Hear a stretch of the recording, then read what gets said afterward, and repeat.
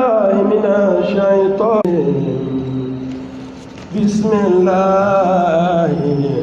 الرحمن الرحيم اللهم صل على وسلم اللهم افتح لنا كتابك وسنة نبيك ظاهرا وباطنا وارزقنا العمل بهما بذاتك المقدسة يا رب زدنا علما وفهما يا كاشف المشكلات ويا عالم الخفيات اكشف الحجب عن وجوهنا في هذا المعنى حتى طلع على حقيقة هذه المسائل ولا تجعل نظري في غفلة ولا قراءتي أدرا إنك أنت رؤوف رحيم واعتصموا بحبل الله جميعا ولا تفرقوا واذكروا نعمة الله عليكم إذ كنتم أعداء فألف بين قلوبكم فأصبحتم بنعمته إخوانا فرة من النار ولكم آياته لعلكم تهتدون ولتكن منكم أمة يدعون إلى الخير ويأمرون بالمعروف وينهون عن المنكر وأولئك هم المفلحون وإذا قرأ القرآن فاستمعوا له وأنصتوا لعلكم ترحمون. أعوذ بالله من الشيطان الرجيم. بسم الله الرحمن الرحيم. الحمد لله وكفى الأحد الصمد الذي لم يلد ولم يولد ولم يكن له كفوا أحد وصلاته والمستفيدة وسلامه وصلمد على المبعوث رحمة للعالمين محمد البررة ومن والاهم أما بعد adúpẹ́ fún Ọlọ́run Ọba alhamdulillah àtọrọ kẹ́gẹ́ fún Ànábì wa sallallahu alaihi wasallam alẹ́kùn Ọlọ́run alẹ́kùn àánú Ọlọ́run alẹ́kùn Ọlọ́run kan bá Ànábì àti àwọn ará àtàwọn sàhábà rẹ̀ ìpadà sí dáadáa tí a tọrọ fún ọkàn bẹ́ẹ̀ kọ̀ọ̀kan náà gbé tí ó fi di ọjọ́ ìsan ní ìtẹ̀síwájú àlàyé tí a ń bá bọ̀ a ń sọ̀rọ̀ ń pa àwọn hudud wa nǹkan tó pọ̀ ló pawápọ̀ tí a bá ti mọ̀ báyẹn ibi ọba já sí pé a ti sọ̀rọ̀ ara wa tí a tún ní padà ojúbò okùn ọ̀ràn síra wa lọ́rùn ló sí gbogbo kí wọ́n takò mí wọn ò bá mi sí ìrìn bá wọn sí máa takò wọn ẹ jẹ́ kó jẹ́ tó bá lórí tó bá já sí pé ó ní ẹ̀jẹ̀ wọn nínú àlámọ̀rí ẹ̀sìn tó bá já sí pé ó ní màjálù ti ẹ̀nú ẹ̀sìn ló gbọ́dọ̀ jẹ́ lágbọ́dọ̀ jẹ́ sọ pé ẹ má sọ ilé ẹ má wí báyìí tọ́mọdé ń sọ fún wa pé ẹ má sọ ilé ẹ má wí báyìí má jẹ́ lo gírímọ́káyì òfò ní má ń kó báyàn gírímọ́káyì kìí jẹ́ kíyàn ogún lè rí wáyé lórí tó ti hàn tó fojú hàn lódodo lápẹẹrẹ tó súnmọ́ ń sìn àìníhú dẹ̀ bẹ̀rẹ̀ ilẹ̀ jù tẹ́gbẹ́jọ́ gbogbo àfáà ti dìde sí ni kò ní degenerate to extent yìí ẹ̀mí ìgbéyàn náà sílámù ẹ̀mí ìgbéyàn ń gbò lẹ́mí gbé ọyẹ nǹkankan ní sí ọ tó ní ìdí alhallul ash-shar'i ó lẹ́mí gbé nǹkankan ló bà lé ọ lára tàbádẹ́ lé nǹkan yẹn kúrò lára rẹ kò ní jí ó jẹ́ èèyàn kalẹ̀ tó máa sọ pé ẹ̀mí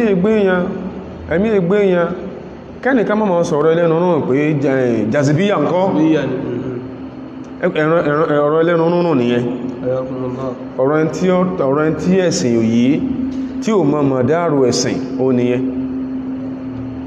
kìí ṣe pé kan kìí ṣe méjì kìí ṣe mẹ́ta mọ́ láwọn ẹni Ọlọ́run tó gbá jùlọ hatamina minata jazbiya ma ń gbé ṣé bí ṣe ń gbé wọn tèmi àti ń kàn ẹni ẹ̀mí ń gbé tèmi ń gbé so yá sọ káàrẹ́ nìkan tó sọ pé ẹ̀mí yìí ti ń gbé ọ̀yí pa ẹni tó lẹ́mí ń gbé wọn jẹ́ apátì tán bá bèèrè pé sí ti ń sin sára ẹ̀sìn ọlọ́ ẹgbẹ́ sàṣọ́gbà rẹ̀ ẹ̀sìn ọlọ́wà á sọ pé kò sí lára ẹ̀sìn wa ká sọ yí pé kò sí lára ẹ̀sìn wa yẹn ẹgbẹ́ sàǹtakò nìyẹn à ń sọ òdodo ní náà kọ́ ẹkú náà kọ́ ẹwọ́ òkúùkú àbíkọ́ ẹwọ́ ọjà àbíkọ́ náà sọ pé wọ́n fẹ́mi wá rí láàtàn lẹ́kàn àfáà kí wọ́n lọ lákọ̀ọ́kọ́ ká tó bọ́ sínú nǹkan mí pé àwọn àmọ́ òtábàrọ̀ illa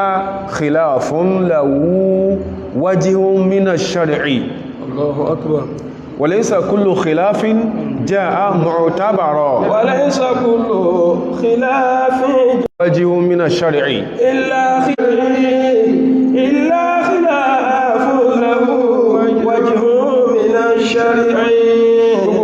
wọ́n takò mí wọ́n sọ pé mo sọ báyìí kọ̀ dáa náà kọ́ ló múra kankan sí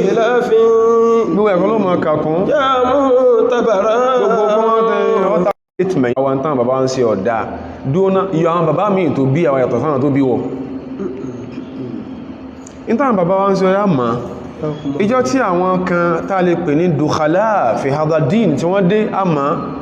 tí wọ́n ń ṣe ìtàn bàbá yìí ò ṣe àmọ́ káwá mú àwọn kọ̀dọ̀ yá dàkílà sínú ẹ̀sìn ká yọ́kú ká fi fọ ìtàn bàbá yẹn ṣe mọ́ kalibale sí wọn mọ́ zumura asọ̀lẹ̀hìn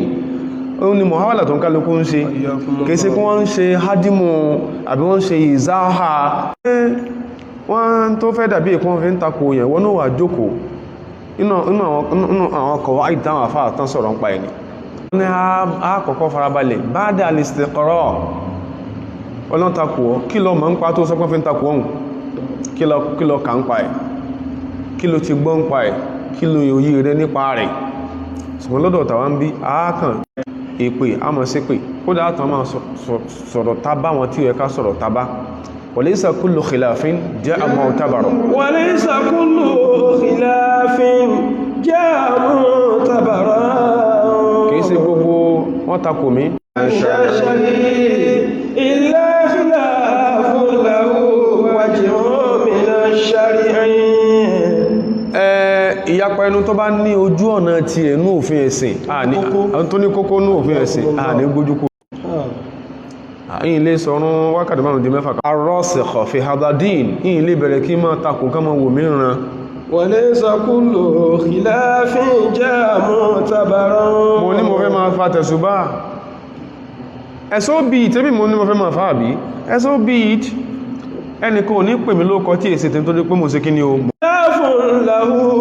وجه من الشرع له وجه من الشرع tẹ̀sùbá mi tí mo fi ń kó kọ̀ǹkẹ́ mi lẹ́yìn Ọlọ́run wọn ní wò mìíràn wọ́n sọ pé èèyàn ò sí ń bẹ̀ wọ́n sọ̀yàn kò wá ní di pé ẹ̀rọ àwọn ọmọ ní sáàmà ní òsì tẹ̀sùbá kò sẹ́ntọ́ aláwẹ̀ kò sẹ́ntọ́ sọ bẹ́ẹ̀ àwọn tí a ń ka tíra wọn àbí tá ń ka tíra wọn tá ń bẹ́lọ́ ń káànú dá àǹtọ̀rí kí qira'atihim li mu'allafatihim látara pàwọn náà ka tí àwọn àfá àwọn yẹn wọ́n sọ pé kò sí kinní yìí nítorí náà wọ́n sọ ní pé ó fi tẹ̀sùbá àfá kò nídìí ó fi sọ́rùn ọwọ́ kò nídìí ó fi kọ́rùn bó ń tọ́ bá fi ń ṣe ń ṣe lókù ìkankan náà àwọn tí wọ́n gbẹ̀sìn dání tán ni ó máa ń tú òsì ń tán sọ ní pé kí ló hàn ní torí pé ibi tó ti ga alladhi yu'tabaru imam ahli sunnah wal jama'a ogangan ló náà sọ lórí pé èyàn máa hàn tú so tó bá ti rí bá ń ta ní ọ̀há takò wọ́n fi menstrual blood hàn nǹkan sáà pé ó lè parọ́ fàwà tó rà kí ń ṣe àsáwọ̀ ọmọ ń fi ẹ̀jẹ̀ kọ̀ǹkọ̀ hàn mí gbogbo ló fi fọ̀ mí gan ọmọ ń fi lọ́ọ̀dù ó fi ń fọ̀ mí ó sì máa ń fi tó yóò àmú àwọn kílókọ̀ aláǹgbà yóò pàjọ ẹ̀jẹ̀ wọn tó rú yóò fi fọ̀ mí ó tún ẹ́sọ pàmọ́ walaysa kullu khilafin ja'a mu'tabaran kìí ṣe gbogbo wọn takò mílíọ̀n mọ́ ń káàkún illa khilafun lahu wajhun lágbàjá ṣe ń tọ́ yàtọ̀ sí ń tàwà ń ṣe láàmà bàjá ń torí ẹ̀ káà náà gbọ́yàn yìí ẹ̀kọ́ láwòye sí bọ́n tó ẹ́kọ́ fẹ́ ó ní mọ́jẹ́mọ́jẹ́ pẹ́lẹ̀ ọ̀dà nǹkan rú ọ̀rọ̀ ṣẹ̀rí àlélé yìí a ní wòye ran ọpẹ́ wọ́n sọ pé kódà wọ́n sún bẹ̀dì sí tí wọ́n sọ pé ńgbà táwọn bá sin lọ́ndé wọ́n ti kúlókẹ̀ kọ̀dọ̀rú fa'ad anhum ba'du àwọn tó ń sọ bẹ́ẹ̀ náà ibi táwọn jẹ́ ni Ọlọ́run dé sẹ́rù yìí náà káwọn èèyàn dáadé kọmọ wòrán láfí ń rí àdìíyà al'ulama tí wọ́n sọ pé àwọn òwò táwọn ìran ẹjá lọ kí wọ́n sọ pé sí ibi ìwòrán lóbìnrin nǹkan báyẹn àwọn nǹkan báyìí pọ̀ ẹ̀yin aráàlú tóhun ìsí tí ò sí inú sílùkù àmọ́lé kéwú wajhun minash shari'i illa khilafun lahu wajhun minash shari'i àpẹẹrẹ kan tó súnmọ́ jẹ́ lè sí ọ tọ́ sáwò a sọ pé irú nǹkan báyìí àwọ ò ní identify pẹ̀lú ẹ̀ mùsùlùmí àwọn àkọ́ àlọ marriage registry ẹ̀tùn á di àfáà mi lọ́wọ́ tó wọ́n mọ́ tí ó kàn náà rọ̀ tí ẹ̀ ẹ̀tùn dìdá ní àwọn sáwọn yẹn wọ́n ń ṣe bẹ́ẹ̀ irú ètò ṣe yẹn ń sìn lahu wajhun mina shar'i olójúpọ̀nà ti ẹnu òfin ẹ̀sìn tó pé yóò padà kọ́ lẹ́kún lọ́la ìgbéyàwó yóò padà sí yóò forí sánpán lọ́la tó bá ti pé ayé ọmọ pìlẹ̀ nǹkan kan wọn ò ní tán fòdìdí àwọn èèyàn ṣe nǹkan fún kóhun lè bá játò ìjọ tí nǹkan wá bumerangi yí ní sáwọn àfáà sí wò wọ́n rán ìjọ tí ń ṣe filbidaya sópò Islam sí ẹni tí ò bá wá mọ̀ nígbà yẹn yóò mọ̀ pé àwọn àfáà and those are àfáà deserted ilẹ̀ tí ò bá tójú ẹni sún òkun ẹ̀sọ́ orórin àwọn ẹni àna tí ó ń kálukú àwọn tọ́rọ yìí ń lu tán fi pọ́npọ́ bá sẹ́ wọn jẹ́ lónìí tó dúbò ń dìfẹ́ndì wọn bẹ́yàn bá ní ẹbáhùn bẹ̀lọ́n lánàá wọ́n ó sì wádìí pé léwo ló ti wá kí làwọn tó bí ṣe fúnra wọn wọ́n sì wọ́n sí nìyẹn èyí tó bá di pé ojú agbá àwọn ọ̀káwádìí yẹn wọ́n ní káwọn tó bọ́ bẹ̀lọ́n wá máa kírun lọ́dọ̀ àwọn kan máa wọ̀ báyìí wákàtí márùn-ún wọ́n ti fún tẹ̀sùbá tí ó máa fàdá ní máa sí sí pẹ̀lú òkà báyìí èyí tó wá sókùn sí wọn dáadáa tó sókùn parí ọlọ́run tẹ́ kí mo dá sí tó yẹ kí n dá sí mọ́jẹ̀ ń jìyà ẹ̀ èwo ni wọ́n ń ṣe ń bẹ̀ lónìí gbogbo ejò jíjẹ èyàn sì máa jìyà tẹ́yàn ọmọ díẹ̀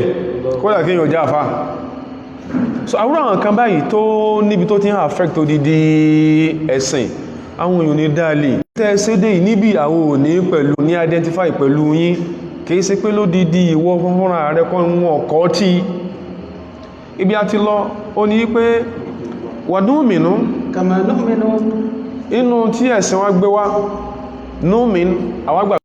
rí millatil Islam ẹ má já sí pé lórí ìlànà jọsìn ìlànà gbọ́lọ́ngbọ́ kan tí ọ̀tọ̀ sí ìlànà gbọ́lọ́ngbọ́ tẹ̀sìn yìí nígbà báwọn èèyàn ṣe lórí ẹ̀ ó lọ jàrá ìwọ lè mọ́ àbúrò rẹ̀ láàfà àwásùn ọ̀ pé wọ́n ń dí sí òun lọ́wọ́ in tí tí wọ́n dẹ̀ ń ṣe fún iṣẹ́ tó ń fi ń ba ti mùsùlùmí jẹ́ ń ta ni ìwọ náà lọ́wà pé tó jẹ́ àbúrò rẹ̀ ń pé sọ́ra rẹ̀ òun díṣẹ́ mi lọ́wọ́ ẹjí ilé kan sí wa gbóǹkẹ́ ló ń ṣẹlẹ̀ jẹ́jẹ́lẹ́ nìkan kọ́lé ìjọba yọ kọ́lé dé kó lè máa gbóǹkú táà ń sọ ìní àwọn àdẹ̀fẹ́ ká máa sọ àwọn nǹkan yẹn torí àwọn tó ń profiteer from those filthy areas àwọn àyẹ̀gbìn yẹn ẹni ẹ̀kọ́ lédé pé wọ́n kan pánù lé ẹni tí ò rí wàhálà pẹ̀ má ṣe sẹ́mbẹ̀ ẹ̀yẹn má kò gbọ́rí láwọn kan bá dé wọ́n ní wọ́n ní kọ́lé orí ilẹ̀ ìjọba ó sì ń di iṣẹ́ tí àfáà bí mọ́nà kẹlmà iṣẹ́ tí ń ṣe ló sì di lọ́wọ́ àwọn arúgbókè kí ní ń ṣẹlẹ̀ wọ́n lọ bá wọ́n wádìí ẹ̀ pé ta ní lágbájá wọn mùsùlùmí tí ìntọ́lọ ń yanjú lọ́wọ́ ó tún wọ́n sọ fún wọn pé àfáà ilá gidi gan o àǹtí bá ṣe pé àwọn orútọ́ lọ́mọ lára ibi tí mo ti lọ ní pé ṣe mùsùlùmí ẹgbó sí mùsùlùmí ẹni tó ẹgbó ní gbogbo nǹkan tí ó mọ̀ ní ṣẹ́tàn àfáà mọ́sílá kan takò èdè yẹn ń kọ́ ẹ má báwọn èèyàn lò lórí ìlànà ìjọsìn kan tó yàtọ̀ sí ìlànà ìjọsìn ẹ̀sìn yìí gbogbo kọlọ́n tí ó lè mú kọjá mùsùlùmí ọ̀tá òun kó fún alásáàkìfà mínà nasara ó láwọn yẹn jáwó ju mùsùlùmí kankan dasẹ́ ti ẹ náà tó ń ṣe mọ́tàwọn ẹni rí bó ṣe ń ṣe náà ó jẹ́ nǹkan gidi ni ó jẹ́ nǹkan bú náà ni ó ti ní iye òǹkà tó ti dínkù ní ọkọ̀ ọmọ mùsùlùmí ó sì fẹ́ kán sọ̀rọ̀ in that regard oníṣẹ́ àwọn àgbàlagbà ni tawhidahu naqada tawhidahu wa imanahu al-mujmal ó dídí ìgbàgbọ́ tó lóun ní sọ́lọ́ ó ti tẹsẹ̀ bọ́ fúnra rẹ̀ ó tẹsẹ̀ bọ́ fúnra rẹ̀ torí pé ìkẹ́nà àfẹ́ ẹlẹ́kọ̀ọ́ wọ́n ní kò sí likulli halin hukma anna likulli halin ọ̀tí ẹ̀ fa ba'du al-ahwal àwọn àṣẹ́sí kan bẹ tó ṣe pé taj'alu sahibaha min ahli al-hawa'i a máa sọ̀rọ̀ di èyàn ó gbé yóò criticize yẹn lé lórí tí ẹ ló ń ṣe ó ṣe ń tẹ́sìn sọ ó ní tẹ́sìn ní a máa wí ó ní tẹ́sìn ní a máa ṣe ó ní tẹ́sìn ní a gbàgbọ́ tàbárí èyàn tààjọ tó kọ́ àjọ papọ̀ as Muslims tó sì pé intẹ́sìn ní a máa sọ kọ́ ló ń sọ intẹ́sìn ní a máa ṣe kọ́ ló ń ṣe intẹ́sìn ní a máa wí kọ́ ní wí intẹ́sìn ní a máa wọ̀kọ́ ní wọ̀ people shall criticize him or her kò túnmọ̀ sí wọ́n sọ pé wọ́n èsè mùsùlùmí wọ́n tán sọ pé mend your ways tán sọ nìyẹn وبعضها يكون المرء مخطئا àwọn ذهب إليه àwọn ìṣesí kan tó ṣe pé يكون المرء مخطئا yakunu al-mar'u mukhti'an ọmọ nìyàn ní sọ pé ní kò ló ń fẹ́ ẹnu a sọ pé aláṣìṣe ni níbi tó sí kí ni o níbi tó mọ́pàá yẹn ويخشى عليه ó ń gbò sí ṣẹ̀tìrì wa yukhsha alayhi in tamada bihi hadha al-hal as-sayyi'u tó bá ń bá lọ bá ẹ̀rù mọ́ bà wá pé ọlọ́mọdé kí lágbàjọ́ ó sórí ibú o kìí ṣe kún wọ́n tí nígbà tí wá dìde hun ẹn tó rí ọ tó sọ fún ọ pé tó ń ṣe yọ́ ọ̀dá kìí sọ̀tá rẹ̀ o ẹjá kí Umaru sọ pé ọlọ́mọba akẹ́ rahimallahu imra'an ọlọ́mọba ń kọmọ nìyàn kan rọ́hà fi ìyà iwijajan ó sì ríbi tí mo kù sí faqama ó sì dìde bitaqwimi àwọn tó dóore jù alọ́mù radiyallahu ta'ala anhu wa 'ani s-sahabati ajma'in Umaru ní rahimallahu imra'an ọlọ́mbà ń kọmọ nìyàn kan rọ́hà fi ìyà iwijajan bí mo ṣe yìí jálajàlá tí ń wọ́ faqama bitaqwimi torí ìfẹ́ àti agbọ́ kọmọ òmìnira ìwà máwò rẹ níran ní Yorùbá àkàkùn ọ̀tá ó sì kíta mini ìgbà Ọlọ́run sọ pé inna Allaha wa malaikatahu tí wọ́n sọ pé inna Allaha wa malaikatuhu wọn ní ìfẹ́ ní pé wọ́n ní wù ọ̀ràn ó ní wàhálà wọn pọ̀ àwọn olókè wọ́n sálẹ̀ Ọlọ́run innama yakhsha Allaha lọba tó ní ọ̀rọ̀ wí fúnra ẹ̀ ìwọ́sí ní innama yakhsha Allahu ní torípa fẹ́ràn rẹ̀ à ní wù ọ̀ràn ìwà mọ́wọ́ ọ̀ràn kásùgbà àkọ́ lọ bá wọn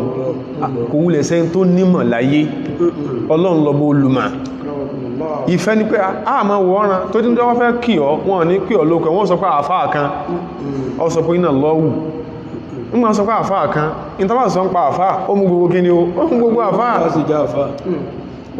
bẹ́lá kọ́lọ́n sáà náà láàfáà ويخشى عليه إن تمادى به هذا الحال السيء ọmọ nìyàn lè wà lórí ìsẹ́gun tó pé aláṣìṣe ni ó kọ tí ó súnmọ́ kí wọ́n pè ويخشى عليه إن تمادى به الحال السيء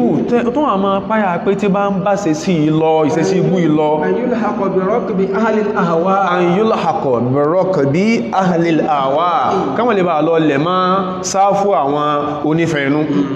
ìyẹn ní ìjẹ́ kẹnu àwọn àfá òdúró wọ́n bọ́ sọ̀tá ابن القيم يقول Ibn al-Qayyim alayhi rahmatullah tí sí ọmọ kéwu Ibn Taymiyyah al-Harrani alayhima rahmatullahi rahmatan wasi'a Ibn al-Qayyim ní فأعدل الناس sẹ́gbọ́ Ibn al-Qayyim ní wíkéwú bí ní fa'adalu nasi àwọn tó jó ń dédé jù náà àwọn ará ayé من قام بحدود الأخلاق man qama bi hududil akhlaqi àwọn tó kún wọn kú lójú àlà ìntọ́lọ ń pè ní wà والأعمال ìtí làákàí tó lọ ń gbé sí alórí tó pè ní ìwà wal a'mali wọn ò kú lójú àlà tí wọ́n sọ pé lẹ́gbẹ́já ṣiṣẹ́ báyìí táyọ̀ sọ pé iṣẹ́ rí ló ṣe والمشروعات wọn kú lójú àlà tán ṣe fún alófin pé ẹ má ṣe jù báyìí lọ معرفة وفعلا wọn kú lójú àlà ẹ̀ ní mímọ̀ àti ní ìmúṣe níṣẹ́ theoretically and pragmatically wọn kú lójú ẹ̀ tọ́nà wá tó wá ń ṣe tó kọjá hududul akhlaq wal a'mali wal mashru'ati ayé ó sọ pé tó ṣe ọ̀dá ayé ó sọ bẹ́ẹ̀ tásìjù bá ti ń wọ́ ayé ó sọ bẹ́ẹ̀ ẹ̀rí ọ̀kọ̀díyà al-wala'i wal bara torí kálùmí ó sọ pé ìtànsọ́nu gbogbo tó máa ń sọ náà ni kò sí ẹni kankan tó lè sọ pé ń takò ń bí ò sí àfi tó ń sọ̀sọ̀kúsọ Islam ní sàwábìtù àsàwábìtù nítorí pé àwọn ìpìlẹ̀ rí táwọn sọ pé àwọn kankan ní arkanul Islam ẹjá sọ wípé arkanu al-Islam ta sọ pé a ní khamsa bẹ́ẹ̀ kọ́ ni a sì pé fatilika iyal arkanu al-mashhura àwọn tó gbajúmọ̀ nìyàn ó ju márùn lọ tí ò bá ju márùn lọ àwọn kan bẹ tó yóò sí inú márùn tán àfikẹ́kọ̀ọ́ ń gbà kéré ní tó sì pé béèyàn bá sí lónìí á sọ pé ó sì kí ni ó dọ̀ máa ná wọn ò sì kà síbẹ̀ so lè máa lùyẹ́ lójoojúmọ́ kó dókò rádìjọ náà wọ̀ o lè dẹbi irú kátùbọ̀tán rẹ̀ ọ́dá sáàkà kún márùn-ún asípá àwọn kanyàn kí ni o asípá kí ni o kasawa àbí tí katilkal khamsa àwọn náà jẹ́ nǹkan bí márùn-ún yẹn so pé àwọn sọ lágbájá ọ̀rẹ́ wa ní sígbá máa lùyà rẹ̀ a máa bá sọ rẹ̀ tó ti á dáyé pé ń lùyà ẹ̀ a ní sí kí ni o a ní bá sọ rẹ̀ an-nusratu wal-mahabbatu wal-ikram ìtí ń jàlùwàláwù ní an-nusra wal-mahabbatu wal-ikramu lágbájá àrán sí lórí tó wáyé pé tó dá tó sì dédé làkáì ní sí ìyẹn gan ní fi kí ni o ìfẹ́ òdodo tá ní sí hàn wal-mahabba a fẹ́ràn rẹ̀ lórí tó ń sí a pọ̀lẹ̀ lórí tó ń sí lórí tọ́lọ́run wal-muradu bihi ìta àgbàdo wípé hubbullahi ta'ala ìtì wọn ni pé a máa ràn yàn lọ́wọ́ ma dama huwa qa'iman bimadha bi hubbillahi tó náà bá ti ṣe kí ni o tó ń dúó lórí ipò fẹ́ràn Ọlọ́run wa hubbi rasulihi tó fẹ́ràn Ànábì sẹ̀sẹ̀lẹ̀ wa ma yubna ala dhalika àti gbogbo tó bá tábàlì máa lórí ìfẹ́ Ọlọ́run àti tànàbí ẹmọ́ wo wa ma yubna ala dhalika gbogbo tó bá lè máa lórí pé a fẹ́ràn Ọlọ́run a fẹ́ràn Ànábì min hubbi awliyaihi nínú ẹ̀ ní kí ẹ máa fẹ́ràn àwọn tó fẹ́ràn Ọlọ́run tó fẹ́ràn Ànábì wa nasri dinihi kò sí bí mùsùlùmí lè kàǹkà tó gòǹgò tó ẹ́pá àwọn tó fẹ́ràn Ọlọ́run fẹ́ràn Ànábì ló kórìíra ìmọ̀ ń ṣẹlẹ̀ ìdí academia tó pọ̀ dáadáa ìsì mọ́ ń ṣe lára mùsùlùmí tó yẹ pé ó náà ń kírun bá sí ń kírun ṣùgbọ́n ìwé ló kà kò dẹ̀ sí tí ò lè kà náà wé in tó ń kálukú what you read makes you ìyẹn làwọn èèyàn fẹ́ gbà what you read and peruse makes you in tó bá ń kà yóò condition orí rẹ tó bá ń kà nǹkan jálajálá ló máa sọ tó bá ń kà nǹkan wójáwójá ló máa sọ èèyàn gbọ́dọ̀ ka nǹkan gidi ẹni tó já sí pé kò rí nǹkan kan míì kàjú tó ń ka wèlò ó sì yé ní tó bá kan náà ní ọmọ sọ ó wà lè mọ́mà kó ń takò Ọlọ́run àti kíní àti tànàbí sáà mọ́ wọ́n àṣẹ muslim a ní wọ́n náà bẹ́ẹ̀ náà ló ń mímọ̀ tí bá ń kan tí ọ̀yọ́ kà tí ń lo oko tí ọ̀yọ́ kọ́ lọ òun náà sọ tí yóò àdí pé kí a ní wì yìí tó ti á dì báwọn á máa wò pé lágbájá fẹ́ràn Ọlọ́run fẹ́ràn ànábì túrù kíni túrù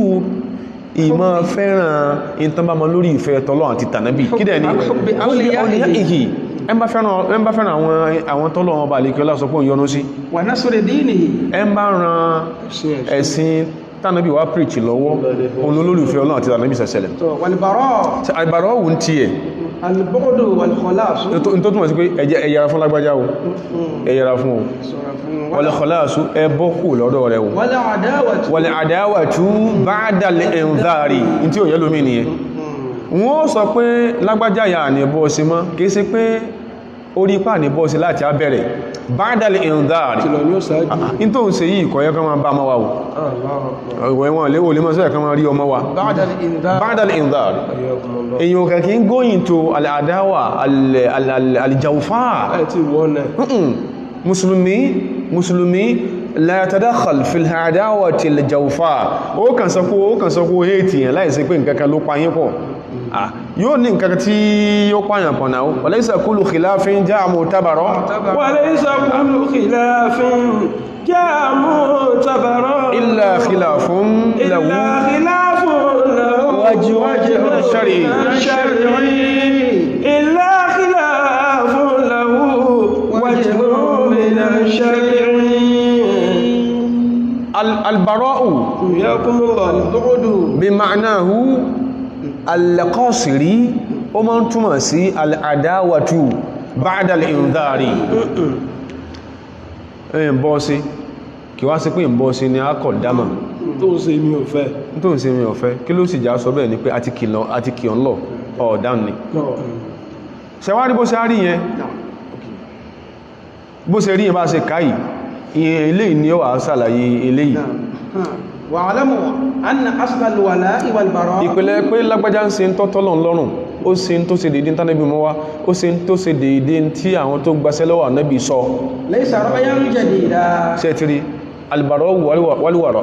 alwalahu walbara laysa ra'yan jadida kìí sí ìròrí tuntun ó ti pẹ́ ولا فكرا خاصا بتيار في الأمة wala fikran khassan bi tayyarin fil umma kìí sí identity àwọn a group within this umma pé àwọn ọmọ ẹni máa sọ báwọn èyàn sì sọ báwọn وإنما هو innama huwa aqidatun ja'ati an-nususu bi bayaniha ara àpìlẹ̀ ìgbàgbọ́ wa ní Ọlọ́run gan ló di ìkílẹ̀ ẹnu Kùránì tẹ́ pé bá gbí Kùránì sí rí ní àjọ lásìjọ gbàgbọ́ tán o ọba lọ́lá sọ fún wa pé قد كانت لكم أسوة حسنة èyí tí wọ́n kẹ́rin sí bàbá mi lọ sọ أسوة حسنة في إبراهيم والذين معه إذ قالوا لقومهم إنا براء منكم ومما تعبدون من دون الله كفرنا بكم وبدا بيننا وبينكم العداوة والبغضاء أبدا حتى تؤمنوا بالله وحده إلا قول إبراهيم لأبيه لأستغفرن لك وما أملك لك من الله شيء akramakumullah ربنا عليك توكلنا وإليك نبنا وإليك المصير gbogbo tá ń sọ yìí ṣe ti ní قد كانت لكم ẹnìkan kò pẹ́ ẹnìkankan kèfèrí ẹnìkan kò bú àbẹ́ ẹnìkankan ẹnìkan kò sì bá wọn àfẹ́ ẹni ìsíwájú a lè bú wọn tàbá bú wọn àánú ní lẹ́yìn tàbá bú wọn iṣẹ́ wo ní játẹwọ́gbà láti sọ pé àwọn ọmọlé kéwì tí wá we are never two elephants at loggerhead má forí ṣòfò nígbàtí ẹ pé làákàí rẹ wọ́n ti lágàdágodo má forí ṣòfò Ọlọ́run ló sọ pé Qad kanat lakum uswatun hasanatun Ọlọ́run àpẹẹrẹ àwòkọ́ṣe dáadáa àwòkọ́ṣe tí ó ti bẹ fún yín في إبراهيم lára Ànábì Ibrahim alayhi salatu wassalam والذين معه àtàwọn tí wọ́n méjì láfà sí àwọn tí wọ́n tán wá min usrati Ibrahim alayhi salatu wassalam min al-anbiya alladhina ja'u ba'dahu àwọn tó bá lọ́lá ní àwọn ọmọdọ́mọ rẹ̀ nínú ìjẹ́ Ànábì Ọlọ́run nìyẹn tí àfá kankan láyé bó ṣe rí kí mọ̀ rẹ̀ pọ̀ tó tí ò lè tó bá tẹ́ẹsẹ̀ wọn àfá kankan ó lè máa rú ọ lójú àfá kankan láyé in tó bá yóò jẹ́ mọ̀ rẹ̀ nígbàtá àti ẹ̀sọ́ páwọn tí wọ́n masalan al-Imam al-Ghazali hujjatul Islam kana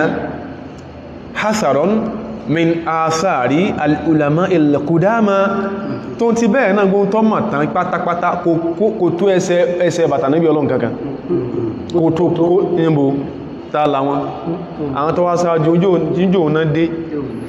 min ulamahi at-tabaqati as-sadisa aw as-sabi'a on la wọn àwọn tó bí tó pìlẹ̀ ńkọ́ kalimam ahmada àwọn tó pìlẹ̀ ńkọ́ ka abi hanifa àwọn tó pìlẹ̀ ńkọ́ kalimam shafi'i aw kalimam malikin bọ́n ṣe rú wọn tó bá tẹ̀ẹ̀sẹ̀ Ànábì Ọlọ́run kẹka tó pé àfá àti ẹ àbá àfá àti mi àbí bàbá àti ẹ tó nímọ̀ àbí bàbá àti mi tó nímọ̀ wọn àtànà bí ọlọ́mọ̀ rẹ̀ ṣeré o gbogbo àwọn òṣì ọ̀rọ̀ tí a sọ ká mọ̀ sọmọ́ nìyẹn o ìmọ̀ this is a way to go into self-dramatizing apostasy èyàn dáwèrè sí nìyẹn o èyàn dáwèrè èyàn rẹ̀ ní sọ fún yàn pé kìíní ìṣe kíní o ó léjọ́ lára èyàn èyàn rẹ̀ ní sọ fún yàn قد كانت لكم أسوة حسنة في إبراهيم والذين معه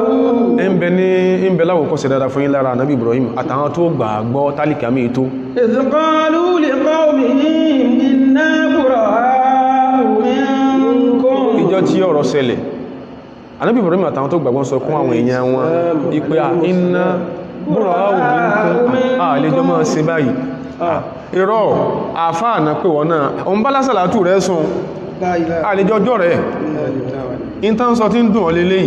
yìí you mend your ways o lè mẹ́rin kankan lọ́ta lótorí ìyìn só ò sí ni o ń gbé lọ́ọ̀dù ilé sórò bá mọ́ ni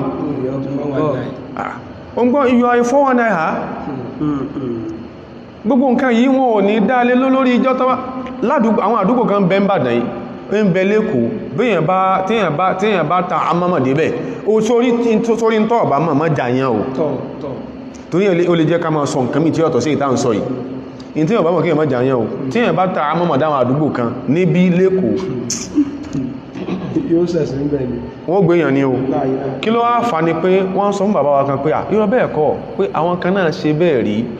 ṣe pé àwọn ọmọ gbẹ́nìkan sí àwọn wìsù táwọn àwọn kan sí ẹ̀tẹ́ pé wọ́n padà pẹ́ nìkan lẹ́kún ni in tó bá tún mọ́ jàyàn o inna bura'u min àlejò máa ṣe bẹ́ẹ̀ ṣe ń ṣe yí o wa mimma ta'buduna min dunillahi ẹ̀dá kò sẹ́ Ibrahim búya wọn inna bura'u minkum ayẹ̀bà fún yí díẹ̀ wa mimma ta'buduna min dunillahi ètẹ́ mọ́ pàtẹ́ǹsì lẹ́yìn ọlọ́yìn níjọ máa ṣe yùn tẹ́tìrí kafarna bikum lè gbàyìngbọ́ lórí ìyẹn wa bada baynana tẹ́wà sí ìbẹ̀ lórí ìtẹ́ ìṣe yẹn o bada baynana wa baynakum al-adawatu ìṣẹ́ àṣepẹ́ ọ̀tà sẹ́tì ba'da al-inzari al-adawatu al-bara'u túnmọ̀ sí kí ni o al-adawatu ba'da al-inzari nígbàtí Ibrahim kọ́ dáma nasiha tí wọ́n dáhùn ó ní fàbádà baynana wa baynakum al-adawatu sáwà sọ̀tàwọ̀ sàárì ní onírọ̀ wal-baghdha hatta gọ́yà ní tẹ́ẹ̀fì relocate tẹ́ẹ̀fì reconnect pẹ̀lú psyche yí tó sọnù hatta tu'minu billahi wahda so ẹni tí wá já sí pé kìí ṣe èèyàn dáadáa tó bá ti rí ìmílẹ́sẹ̀ rẹ̀ wọn ò ní pè ní mí wọn ò ní pè ní ẹrẹ̀ fún ọ tó bá fẹ́ràn rẹ̀ wọ́n sọ pé ìmíre o kò lè máa bó ṣe kí ni o bó ṣe nánà ẹnbá tó máa ń ṣe bẹ́ẹ̀ fún náà wá ní mùsùlùmí tí ò sọmọlé kí ó bí ti wá wọn ò hẹ́ẹ̀tì rẹ̀ o wọ́n yóò àti sí rẹ̀ hàn wọn ò hẹ́ẹ̀tì ẹ̀ sọ́nà pé mọ́ sí ń bú àwọn àfáà táwọn àfáà ń bú wọn tán bú àwọn àfáà lásìkò inú rẹ̀ dùn pé ó dẹ̀ máa àfáà yẹn meanwhile ok ìwọ tó ń sọ pé ó dẹ̀ máa àfáà tí wọ́n ń bú yìí òun wo eré ọlọ́fọ̀dágbókun òru àjẹ́ ń ti tara ẹ̀kọ́ sọmọ rẹ̀ láàrí ẹnìkan wà rí ẹnìkan ò ní nǹkan kan fi búyàn mọ́jú pé àwọn tó ń ṣe oríkà náà ń gbowó ṣe yí tó pìlẹ̀ pé ẹka nǹkan fún yàn gbowó sánà bí ògbà ń bẹ̀ ẹmà wọlé ìsàkúlò khilafin jámọ̀ tàbàrọ̀ wọ́n mọ́ lọ́nà tọ́jú làkáì síná ìṣòkò wá sí mi ìmọ̀ àfihàn illa khilafun lahu wajhun ó lágbára gan o illa khilafun lahu wajhun min ash-shari'i èmi ò mọ̀ bá ṣe fẹ́ fà ó a sì fẹ́ sẹ́yàn ẹgbẹ́ sáà fọ́rọ̀ lọ́lẹ̀ sáà ní sọ ní ilé ìlágbára gan ohun aqidatun ja'at an-nusus bi bayani alwalahu walbara innama huwa aqidatun ja'at an-nusus bi bayaniha so kẹsẹ̀ pẹ́ nìkan ló ṣe kí ní ló gbé wọn tuntun àwọn wa tushkilu min khilal tilka an-nusus mafhuma sẹ́rí àkídà yẹn tushkilu aw tushakkilu mafhumatan min khilal tilka an-nusus látara àwọn ìtọ́ka sí àyà Kùránì àtàwọn tó tún jọ ilé ìtàkà yìí ó wá di àkídà tó sí kí ní o àkídà mafhuma ó dín tó yíya pé àṣẹ kìí ṣe ikọ̀ àwọn èèyàn kan ló sí kí ní o ló gbé wá àsòtò wánú kí ní o ẹ̀sìn pé tí ìwá ti ṣe jálajàla wọ́n yẹ̀bá fún yàn وهذا المفهوم كما هو الحال في غيره من المفاهيم تعرض لإشكاليات في الفهم شري مفهوم الولاء والبراء كغيره من المفاهيم àgbọ́yé kíní ìtàn sọ àtàwọn nǹkan míì tó yàtọ̀ sún nínú àwọn àgbọ́yé míì tó sì pé agbọ́dọ̀ gbọ́yé Islam ta'arada li ishkaliyatin àwọn wàhálà kan ti fẹ́ rọ́lù àwọn nǹkan yẹn fil fahmi níbi àgbọ́yé àwọn èèyàn lórí pé ẹsì lè sọ pé mo sọ pé tí ọ̀dá ní tí wọ́n máa ń sọ pé tí èèyàn sọ ọ̀dá tí wọ́n bá ti sọ kí ni o tí wọ́n ti sọ dáadáa wọ́n máa ń sọ pé tí èèyàn sí ọ̀dá tí wọ́n ti ṣe dáadáa فتوسع فيه أقوام àwọn èèyàn kan náà àwọn èèyàn wa tawassa'u fihi wọ́n á fẹ́ fahammalu mafhumahu ma la yahtamilu wọ́n lọ ń fún ìtumọ̀ aliwala walbara nítumọ̀ tí ìsìnkí ni o tí èsì tí ẹ̀ wa ja'aluhu ẹjẹ́ fún pẹ̀lẹ̀ kan tó súnmọ́ Ànábì wa sallallahu alaihi wasallam ó rán àwọn sàhábà kan fi sariyatin sọ pé àsàrọ́yá òun àwọn apá ń lọ sójú ogun tí ò yìnfọ́ọ̀fù Ànábì gọ̀zàwátù ló yìnfọ́ọ̀fù ń ṣe Ọlọ́run ó rán àwọn sàhábà kan ó wá fẹ́ nìkan sàmírù wọn ó wá ní ẹ máa gbọ́rọ̀ sàmírù lẹ́ni wọ́n gbọ́ náà máa gbọ́ máa bàbá tó ní wọ́n bú wọn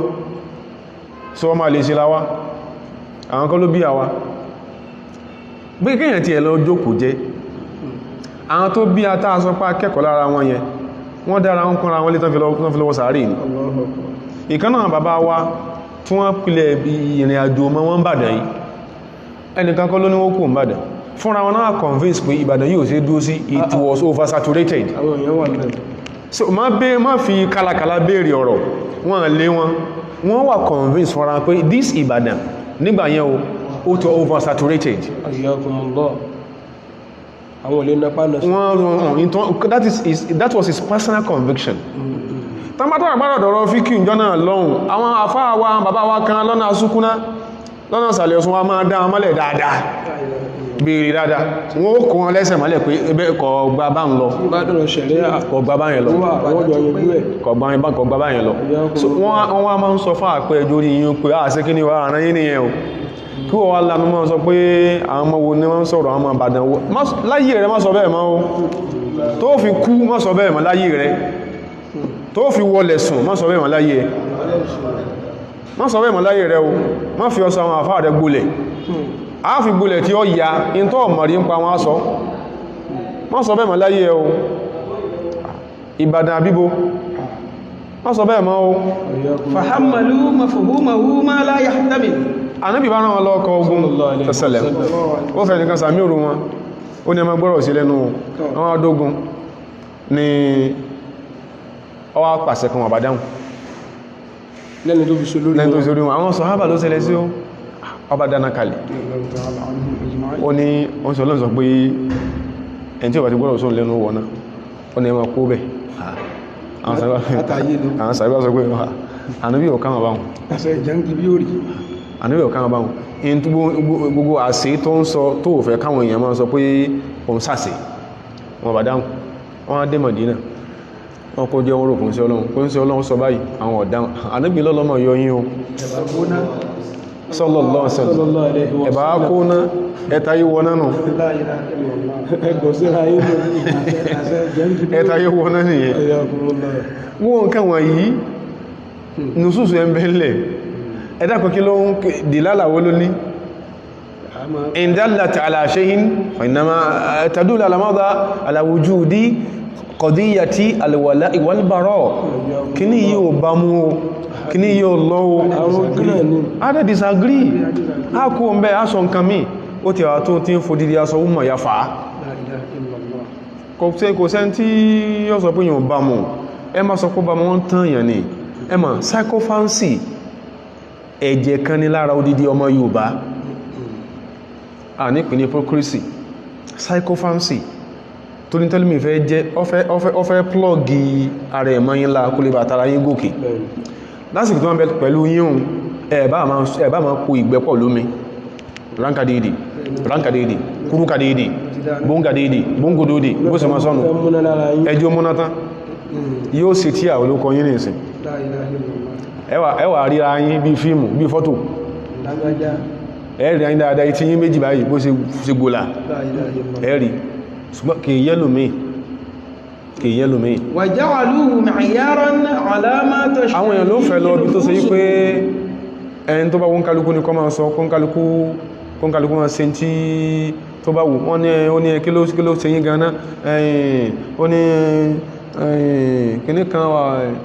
kó ló yámúlẹ̀ aláṣà kìláti yìí kó ló yámúlẹ̀ aláṣà kìláti yìí áyà kùnrin mo fẹ́ rántí dáadáa Suratul Isra ló wà kó ló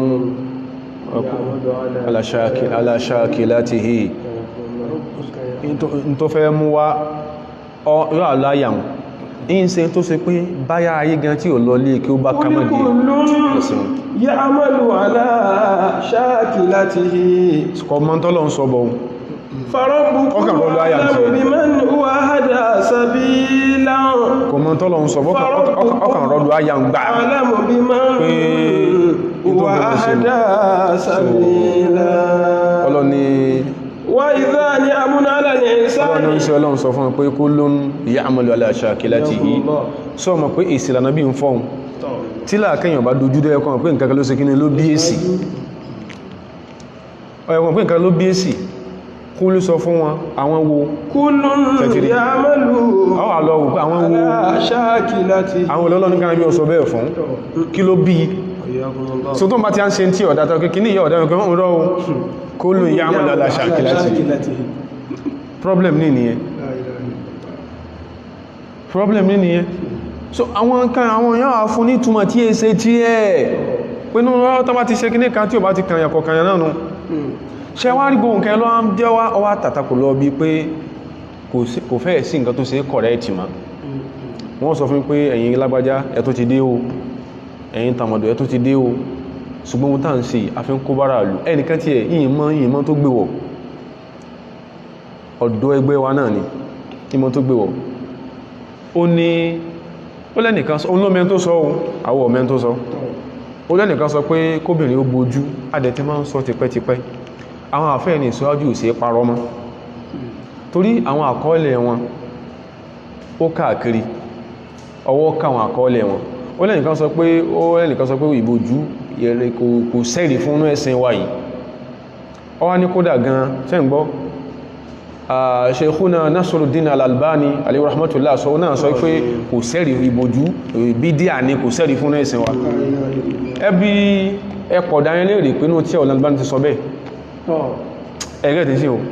inú tí àwọ Al-Albani ti sọ bẹ́ẹ̀ bimaqalatihi tilka aw bimaqulatihi tilka bó ṣe wí ohun tí Al-Albani ti sọ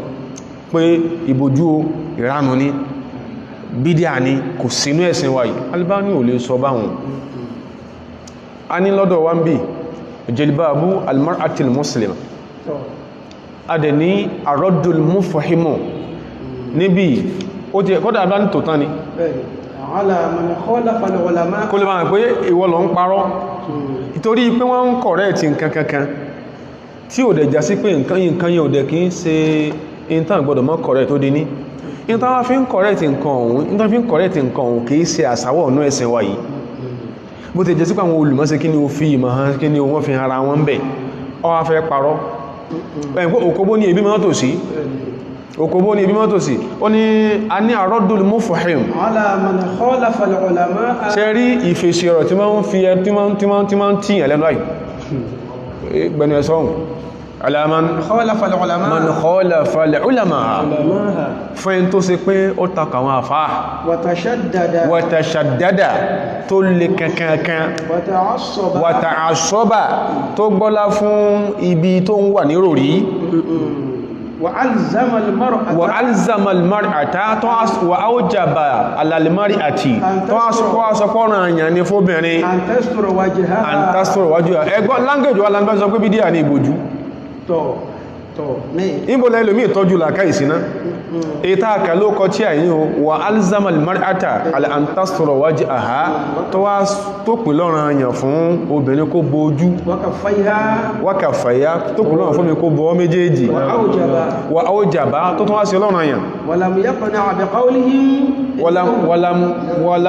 wàlam yaktana aw yakna ẹ̀sìn olùlọ́bá náà láti kọ́ ní àà ọ̀làmúyákùnà tí ó sì gba tító bí kọ́ọ̀lì pẹ̀lú ọ̀rọ̀ àwọn àfá àtán sọ pé ṣẹgbọ́ dọ̀míru sánù kọ́nù ní oníkú ní ọ̀lọ́ ìnànẹ́kọ́ọ̀bà súnnàtún ìgbòlẹ̀ ṣe ó tún á parọ́ máa àfá àkàwọn tán sọ̀rọ̀ ni Albani sọ pé ìbòjú yẹn ó wọ kò sínú ẹ̀sán wọnú ẹ̀sìn ni sọ wá gbọ́ súnnàtún wọ́n mustahabun ṣe tí nǹkan bá tójú ànábì jésù náà sẹ́yìn ànábì láwá tí bọ̀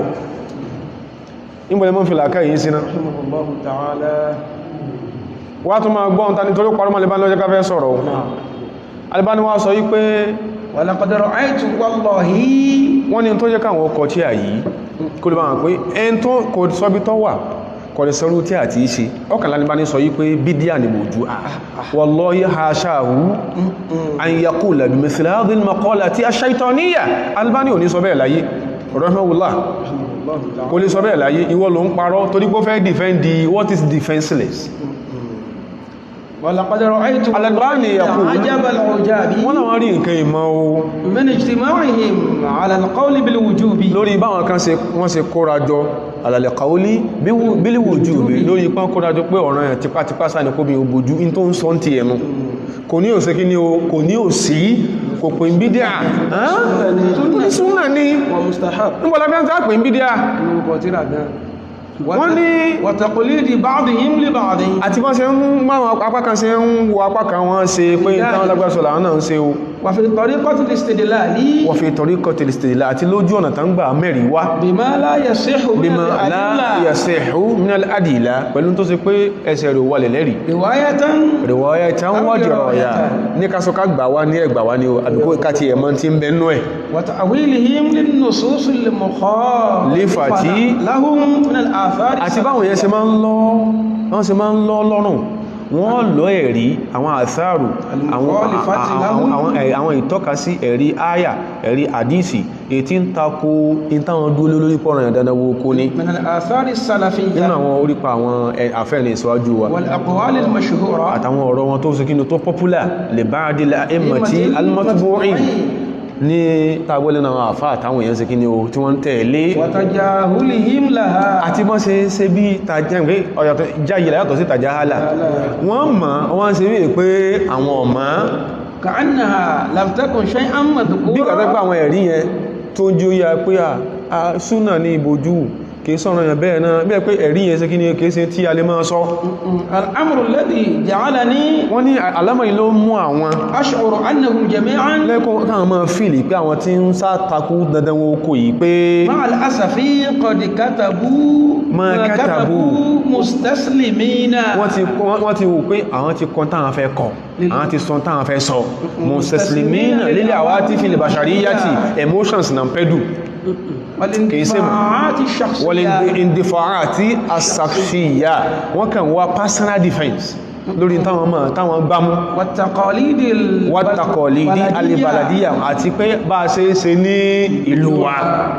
وليس استسلاما للأدلة الشرعية ìrìtàn sọ pé dandan wo kó sáà ní lílò kìíní laysa istislaman lil adillati kìí ṣe kún wọ́n gbà fún ìtọ́kasí ṣẹ̀ríà لأن ما ذكروه من الأدلة torí pé tí wọ́n mú alẹ́rí lórí tán dúó lé lórí yẹn هم يعلمون جيدا àwọn gan fúnra wọ́n mọ̀ dájú pé أنها لم تكن خافية tẹ̀tìrí pé àwọn ẹ̀rí wọn yẹn kò pamọ́ o لم تكن خافية علي kò pamọ́ sí mi Albani لأنهم رأوها torí pé àwọn náà fúnra wọn rí àwọn ẹ̀rí níbo في kìtàbí كتابي مع الجواب عنها wọ́n rí àwọn ẹ̀rí yẹnu tí àmì tí mo kọ ìyẹn ni jilbabul mar'atil muslima wọ́n dẹ̀ rí tí mo sọ lórí ẹ̀ والاستدلال بما يعارضها wọ́n dẹ̀ rí àwọn ẹ̀rí tí mo mú wá tí ń takò ẹ̀rí tí wọ́n ní وهو أصح عندنا tó yẹ pé tí mi dẹ̀ mú wá tí ń takò ẹ̀rí wọn ló ṣe kí ní olófisẹ̀ ní ẹ̀ ń dáná sẹ́ agbánilẹ́kẹ́ náà ní mọ́ kí fún ní o lọ́dọ̀ tàwọn o عندنا من استدلالاته ju àwọn ẹ̀rí tàwọn tí wọ́n alẹ́ ti tashabbasu biha tán dìrọ̀ mọ́ ọwá ní يعلمون ẹn tó ní Albani sọ wípé bòjú pé bídíà ni kama annahum يعلمون gẹ́bọ́ sì ṣe yáwọn àfáà tàn sọ pé annahu ya'lamuna annani pé mi Albani o لا أنكر láòǹkírù mọ́ṣòrò ìyátàwú ní takòbòjú o ìmọ̀lẹ̀ ẹran ti rárí kọ́ Albani takòbòjú ìmọ̀lẹ̀ Albani ti rí ìmọ̀lẹ̀ ti rí ìyànú tíra Albani ma annahum ya'lamuna anni láòǹkírù mashru'iyyatahu tó sì mọ̀ pé wọn takò mọ́kà ń sọ kí ní o ibi ayé pé bó ṣe rí ẹ o kí la fẹ́ parọ́ fún وليس كل خلاف جاء مرتبطا خلاف له وجه بنا شرعي إلا خلاف له وجه من الشرع Albani ma wíkí òun yẹn lọ ní akramakumullah. Albani tí ń parọ́ ọmọ Ok, ká fún sípá. ìyàwó rẹ̀ ó bojú ni àwọn ọmọ rẹ̀ obìnrin òun náà mutanakibatun ṣe ìyọ́ àjẹ́ tí ó rálẹ̀ tó rágalẹ̀ wọnú ẹ̀sìn Albani wá sọ kí ní o kó gbèrò kí lá máa ń parọ́ fún kò sí ta fẹ́ gbà náà rọ́ kò sẹ́yìn tí ò ní zàlátù li kulli alimin zàlátùhù gbogbo onímọ̀ ni wọ́n yọ̀gbálẹ̀ ok wọ́n yọ̀gbálẹ̀ ẹ̀dẹ̀ fàwọn dìde ẹ má tún wá kórí bú bá wọn náà ó sáfẹ́ parọ́ ọdún ẹ̀sìn dẹ̀ ní ọ́ ọjọ́ tó onígùn ṣé bó sàmọ́ sí ọlọ́lẹ́lẹ́ èyí ẹ̀kọ́ wọn ọ̀kọ́ èyí ìsún síwájú kò sí wọ́n iṣẹ́ bá ẹ̀sìn oko tún wá láfọ̀ máa ẹ̀sìn wọn kọ́ abáyẹn o ìmọ̀ sí ká kéèsì àbí ká tún wò nǹkan mí ẹjá wò nǹkan mí ṣe ká wò ọ̀dà ẹjá tún súnwájú Na'am. Ibn Muflih بمذهب الإمام أحمد من ابن المفلح. wọ́n ní wọ́n wá sọ̀rọ̀ pé in táwọn ń sọ ìṣẹ́ pé àá ìbojú ń bẹ̀ míyàn sí lóhun òbó kò í ṣe pé yọ̀wà jọmọ nábà náà àní ẹ̀ ní ó sọ pé pé yíyan ni àbíkè ìṣẹ́ná ṣùgbọ́n ẹ̀kẹta ni pé ọlọ́run olóbìn kankan tí ò borí kò ní rojọ́ o ọlọ́run ò sọ pé obìnrin kankan tí ò borí ò ní rojọ́ o kò sì gbọ́dọ̀ takò borí àti borí àní obìnrin tí ò borí ọlọ́run ní ò ní rojọ́ o yóò rojọ́ ní tí wọ́n yóò àti wọ́n fi sọ ọlọ́run sọ pé òun ò ní bí ẹni tí ò borí léèrè ẹjọ́ ẹni bá borí ń kọ́ ó sì ìṣẹ́bí tó tọ́lọ́run sọ ni ó ṣe àlékún opó borí ní kí ni ó ní bojú àwọn àtakò kò sí bojú ó tún ní ò sí borí èwo ló wá wà ìyá tó yọ ń bẹ́nu ẹjọ́ tí ó dẹ̀kù èwo ló wà yóò wà kú sábàlá àníyàn kí ní ń rí tọ́wà tí ráhàn tó bojú kí ní ń pè wọ́n ibi tó kù sínú ọlọ́njẹ́ ọ̀pọ̀lọpọ̀ wà tààfà ọ̀tọ́mọ kí ó àtẹ́lẹ̀ ọlọ́njẹ́ apáàsì ọlọ́njẹ́ àfẹ́ìlì láspẹ́ẹ̀tì tó dé àti ń kọ ẹ̀záàmù lọ bí káfẹ́ìlì wò fúlì ń bẹ́ o هل يسوغ الإنكار على النساء الأجانب إذا كشفنا وجوههن؟ ibi tó ti bẹ̀rẹ̀ rí kìí ṣe Albani nìkan ní sọ́ntọ́ sọ yìí Ibn al-Muflih الذي قال alayhi rahmatullah عنه ابن القيم. ṣe Ibn al-Muflih náà àwọn àgbà ọmọ kéwu al-Imam Ahmad bin Hanbalin alayhi rahmatullah ni tọrọ tí mọ́ sí àbú wọn yìí pọ̀ Ibn Qayyim wọ́n sọ fún pa Ibn al-Muflih pé ma tahta qubbatil falaki أعلم بمذهب الإمام أحمد من ابن المفلح نعم kò sí máa tààtà kó bá tilẹ̀ fálákì lábẹ́ sánmà yìí ẹnìkan kò sí lábẹ́ sánmà yìí àlámù tó wá nímọ̀ tó yíye tinú tìta mọ́sábù mọ́ Muhammadu Hanbali tó àfáwà Ibn al-Muflih Ibn al-Muflih ní wọ́n sọ̀rọ̀ ń pa dédé taliba ní sọ هل يسوغ الإنكار afẹ́ kéwúsẹ́ tí ìyẹn kúlẹ̀ wọn pẹ́lú Ọlọ́run pa ní o على النساء الأجانب؟ Albani Ibn Muflih sọ pé hal yasughu al-inkaru ala an-nisa'i al-ajanibi ṣé yóò wà lẹ́tọ̀ọ́ ká kórìíra fáwọn obìnrin àjòjì tí ó ìsọmọ ìlú wa إذا كشفنا وجوههن nígbà wọn bá sí ojúlẹ̀ táwọn sọ fún wọn pé ń tán sí òsìkí ní kódà أو يجب غض النظر عنها àbá sí bí ìpáàrí táwọn tí wọ́n sí kí ní o táwọn tí wọ́n bá bò tàwọn ń bọ́ra àta pé kò sí bójú في المسألة قولان nígbà gbogbo ìrẹ̀wà wọn lórí mọ́sálà yìí ọ̀rọ̀ méjì ní bẹ́m̀bẹ̀ قال القاضي عياض òun náà sọ pé àfáwà kọ́dì yà láti Morocco في حديث جرير رضي الله عنه nínú hadisi Jarir kọ́lọ máa yọnú sí قال سألت رسول الله صلى الله Jarir ló ń bí anábí wa lérè sallallahu alaihi wasallam عن نظر الفجأة an nadharil faj'ati níbi kíyàn rí obìnrin lójijì فأمرني ibi tí ó yẹ kó rí lára obìnrin ó rí lójijì sí nínú táà sọ yìí ó rí ojú obìnrin lójijì ẹ máa gbọ́ táàmà ojú obìnrin أمرني أن أصرف بصري àníbí wá sọ fún pé tí bá ti rí lójijì kí n gbé ojú mi ṣé ń yọjú wò ṣe yọjú ilé ìwẹ̀ ìbò ló ti lè rí lójú tọ́pọ̀ pàdé obìnrin títí ìbò ní ó rí lójijì lára rẹ̀ ojú ẹ̀ náà ni a ní kásẹ̀ máa wá náà sún sọ̀rí wọn pé ojú ni wọ́n gbó ọ̀nà bí ní kó ń gbójú òun àdísì mọ́ Muslim ni o قال العلماء lórí àdísì àwọn afáwà bẹ̀rẹ̀ sí sàlàyé هذا حجة على ẹ̀rí bẹ́ẹ̀nù àdísì nípa pé la yajibu ala al-mar'ati an tastura wajhaha fi tariqiha níbọn sàábé ti pàdé rẹ̀ tó ṣe pé kó ń gbójú ojú ọ̀nà ni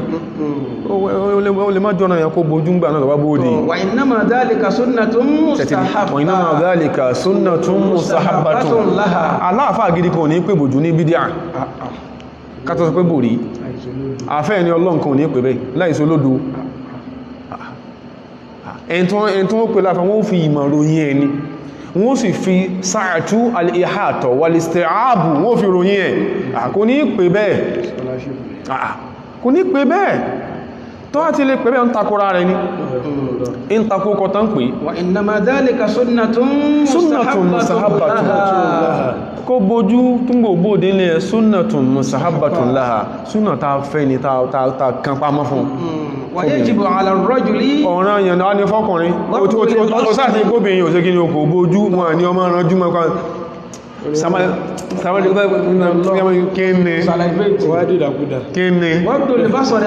wọ́n ní wọ́n sáàtì pé ògbójú wọ́n ní ọmọ rẹ̀ ojú rẹ̀ lẹ̀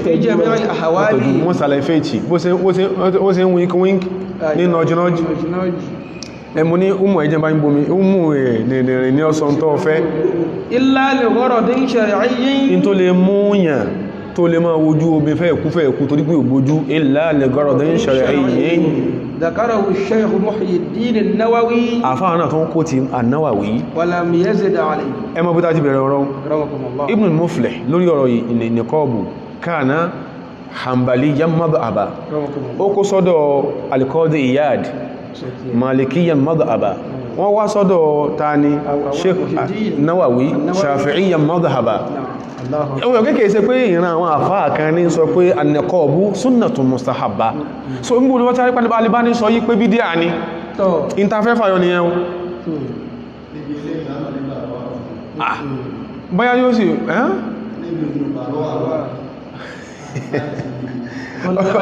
ok ẹsẹ̀un níbi ipò parọ́un bàrọ̀ irọ́ orú tó pa ń bàrọ̀ àwà ìsẹ̀ntàlì sọmọ òpùrọ́ ni ọ́ قال الألباني أيضا sáàtì kọ̀rọ̀ kejì àti kọ̀rọ̀ kejì àti ká ẹjá kú mi tó rà ní pẹ́stọ̀p ṣẹ́rí kíyàn máa lánú sọ tó wù ọlọ́run ṣàánú wa o آمين وليس كل خلاف جاء معتبرا إلا خلاف له وجه من الشرع إلا خلاف له وجه من الشرع ṣẹ́rí àwọn kankan bẹ tó sì pé ọ̀ràn yẹn ni kí àwọn ọmọlé kí ó lọ mọ̀ wọ́n kọ àwọn ọ̀kọ́ wa á gbìyànjú àti lọ kà fúnra wa kámọ̀ lè bá fi ọwọ́ ara wa bá sí àwọn tó bí wa jẹ́ àwùjọ kọ̀ọ̀kan lónìí tó máa ń sọ ń bẹ̀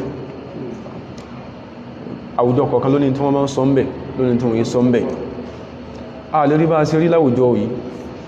ká sọ pé inú ọ̀tàn tí ò ti ẹ̀ dàrú inú ọ̀tàn tí ò dàrú tẹ́nìkan kan wò lè jiyàn bó ṣe ká inú tí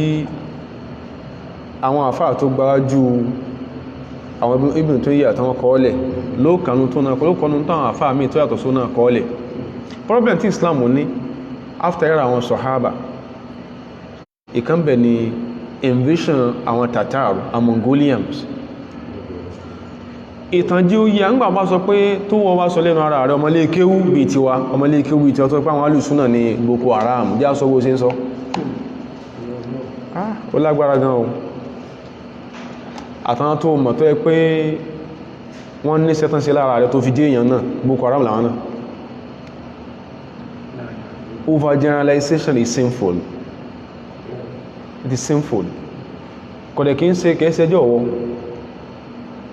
ó níbi tó ti ń gbọ́ orin tó ń kọ ó ní tí èèyàn máa ń sọ inú ìtàn tí ó dàrú tí ìjọba fẹ́ sọ á sọ dáadáa extensively Mongolians rí Damascus invade túrò àwọn kan tán síra mú Súfí tó èso Súfí olùmọ́gbọ́n yẹn rí Mongolians ò rí Damascus àti ilẹ̀ Islam invade túrò àwọn kan má sì mi gbọ́ o túrò àwọn kan tí wọ́n ń ṣe ìntìsáàbù sára àwọn Súfí tí wọ́n yí sára wọn tàwà lórí àfá olówárí láyé tí máa ń ṣerú ẹ̀ wá sí dàárọ̀ yìí nígbà tó bẹ̀rẹ̀ sí pariwo àfá àwo tí mọ̀ iye tó yà àwùjọ yìí tó ní ìhátọ̀ pẹ̀lú àwọn àdáàfù ibẹ̀ ló sọrú ẹ̀ kọmpíà tí wọ́n ń sọ ó ti ẹ̀ta àwọn kan léje kan tán sọ lẹ́nu in tó ṣe pé bá ṣe ń sọ ọ̀ràn tá kojógbé ẹ̀ sókò mùsùlùmí nílùú yìí 10 years to come àjọrí ni àfáwọ́ ló sọ yẹn tó ti bí ó ṣe àwọn ọ̀rọ̀ ẹ̀ṣẹ̀ wà lákọọlẹ̀ ẹ̀sìn wọ́n ní sọ torí orí wọn pé pọ̀ wọ́n ka àwọn wọ̀nyẹn wọ́n ka àwọn kún kí ni o mọ̀tíhùn wọ́n à lè sọ ọ̀rọ̀ wa lè yé wọn kán ṣe kí ni o kán ṣe bẹ́ẹ̀ ó sọ ilé náà mọ́ ní 1981 bàbá Abdulhafiz Al-Assad ní Súríà lénìí ó ti gbàgbé iye àfáà tó pa fúnra ẹ̀ ló ń súnà ní community kan tó ń di helicopter dá bọ́m̀bù léyàn lórí tó dẹ̀ ṣe mass burial fún wọn ṣe lé ní wo iye àfáà súnà tí Saddam Hussein fúnra ẹ̀ pa tó rí instigation àwọn kan pẹ̀lú kùnlọ́wọ́ àwọn àfáà kan ní Iraq wo iye àfáà súnà tí Gaddafi pa fúnra ẹ̀ ní Libya ló ń súnà tó rí instigation àwọn kan táwọn àfáà kan kún lọ́wọ́ ń bẹ̀ ṣé ká máa dákọ̀ àwọn àfáà yẹn ìtànwó gan lólóò mọ̀ gan náà ṣé ká máa dákọ̀ wọn ni a lè máa dákọ̀ wọn agbàkan ti lọ bọ́lọ́run wọ́n sì bọ́lọ́run sọ tó sí kí ní o tí wọ́n ṣe ọwọ́n ti torí tó mà ó sì ń takò tí òyìn ò takò ọmọlé kéwú àwọn nǹkan bẹ tí ò bá àwọn àwùjọ kan mú ní sísọ lẹ́nu kódà kẹ́rí ẹ̀sì kí ní o kó ló ní lọ́wọ́ torí mi ò rẹ́rí kankan tó sọ àwọn tó ń pè ní Boko Haram báwo ó sì lè pé Mùsùlùmí insurgency sẹ́ni ẹni yóò kò mọ̀tán terrorism láyé ni ṣé kò mọ̀ ni ìjà tó jẹ́ l'Afghanistan between countries mélòó the US and the then USSR àwọn ní USSR tamá tó lò tó fi wọ́n Afghanistan the Northern Alliance kí lẹ̀sìn wọn kí ni àkídà wọn kí ni sect wọn so ọwá díjú bí yíò kí ni wọ́n sọ kí náà sọ Afghanistan di a month after tán tọ́pù gọ́ọ̀mẹ́ntì tán sọ páwọn Umaru tán gbé kalẹ̀ kí náà sọ di wọ́n sí cinema houses assignment wọ́n náà tó ń gbà tó sọ gbogbo nǹkan yẹn òun ṣe yàtọ̀ kí ni ó ṣe yàtọ̀ dẹ̀nẹ̀ wọn dìdìrín ṣe kí náà sọ Afghanistan ní ìdáyé mọ́ tán tọ́pù gọ́ọ̀mẹ́ntì sọ wípé fraternize pẹ̀lú tí Osama bin Laden ṣe gbogbo àwọn àfáà Saudi Arabia ni wọ́n kọ nǹkan lórí pé àwọn òránṣẹ́ yẹn tí ó bá kan sọ pé ò rí ká bóyá kí wọ́n yá ọ ó ní àwọn àfáà Saudi Arabia dá lé lórí láyé ní dágànnàkà innahu su'banu àwọn yìí mọ́mọ̀ fi sọ tó ṣe yí pé àwọn èèyàn paradà yóò àdí ọmọ ṣùgbọ́n ṣe bé tí wà sán ọpa tí ó sán ọpa ṣe yìí láfẹ́ mọ́ sọ ní ó mọ́ yí àfáà tí àfún súnnà ní o ní Iraq ní Libya tí àwọn tó súnmọ́ wọn tó sì ìjọba wọn yẹn pé amasek tí wọ́n instigate president wọn pa wọn ó ní iye wọn ní Libya ó ní iye wọn ní Iraq sí ìtàn yíò wọ́n kàn pàdé torí pàwọn ilé wá sí ọwá ní pé tí wọ́n ṣe ní pé ẹ̀yìn kí lè àmì give a dog a bad name now to hang it kò sí wọ́n tí ń ṣe yẹn náà báyìí bá dákẹ́ pé torí pé kẹ́nìkan mọ́ lè bá àbí wọ́n fẹ́ bá ti ẹjẹ́ ni wọ́n fẹ́ jẹ́ ọlọ́la wọ́n fẹ́ jẹ́ kó ní àtọ̀rí tó máa dá alítàn sọ ó ní àwùjọ kọ̀ọ̀kan ní tán mọ́ sọ ń bẹ̀ ó ní tán mọ́ ṣe ń bẹ̀ in tó jẹ́ kókó yẹn gangan àfáà ló sọ Al-Imam Shawkani alayhi rahmatullah tó tàbá sábádá kọ́bínú Taymiya gìrí rẹ̀ ó tó kìí bí ṣe mọ́ ń kìí gìrí rẹ̀ ó kìí Ibn Taymiya náà sì rí in tí ó ṣe àkọ́kọ́ náà tó dáwà lójú ni pé ó lè rí a knowledgeable Christian historian a knowledgeable Christian historian tí yóò máa sọ dédé tí wọ́n tó já àfáà ń sọ ń pa Ibn Taymiyyah yẹn tí yóò máa sọ ń pa ẹ̀ torí pé inú àwọn àfáà mùsùlùmí ní area Damascus yẹn tí ó jẹ́ kí Christianity go into oblivion Ibn Taymiyyah nínú àwọn àfáà mùsùlùmí tó jẹ́ kí Christianity ó ṣẹ́kù ní Middle Eastern region láàárọ̀ yìí Ibn Taymiyyah ẹbá ń kọ̀rọ̀ Shawkani yìí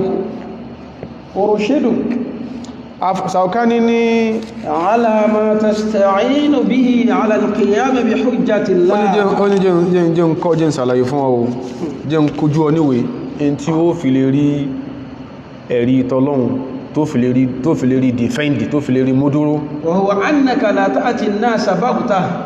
àwọn ní pé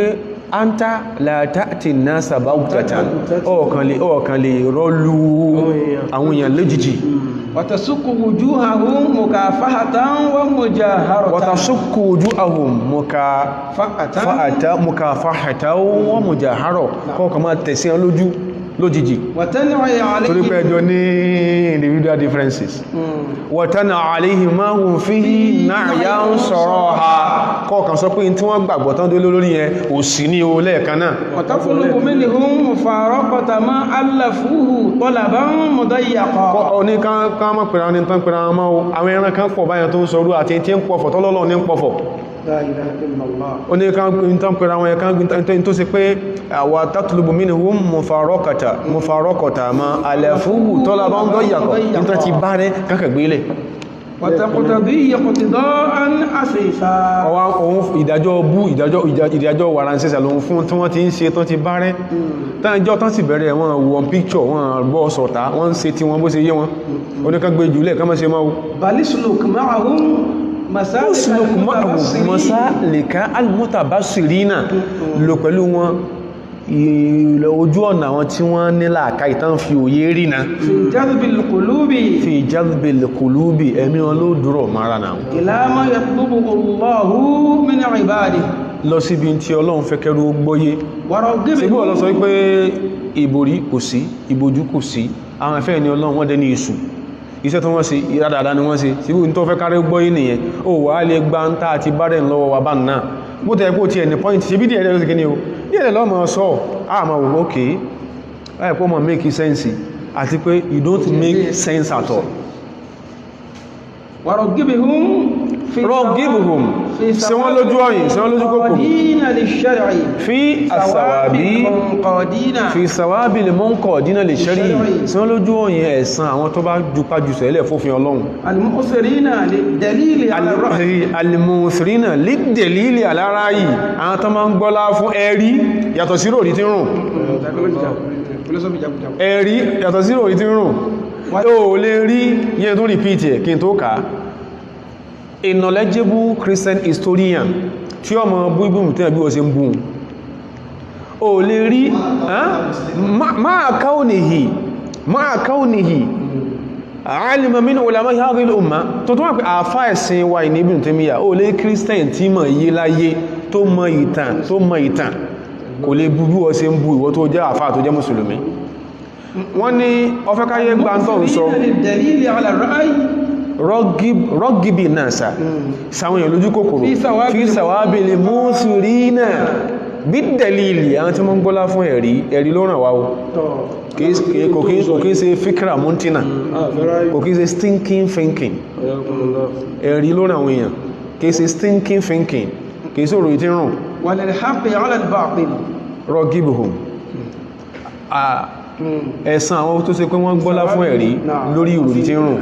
wọ́n lè hákì àwọn tó gbọ́lá fún òdodo lálìbátìlì èyàn òdó báhùn èyí ló fẹ́ pé gbóhun tó ń sọ níjọ́ tó máa ń kojú bó okun ọ̀ràn sáwọn èèyàn lọ́rùn ìwọ náà fúnra rẹ̀ ṣàbí láyé ibùn wájú Ọlọ́run fún òdẹ̀yìn bọ́m̀bẹ̀ Ibn Taymiyyah al-Harrani ó ní ọdá yorù ni ó ní tẹ́bá ti ka tí ààrẹ ma bá pípa ọ̀dẹ̀ bẹ̀rù Ọlọ́run ọ̀dọ́ àfáà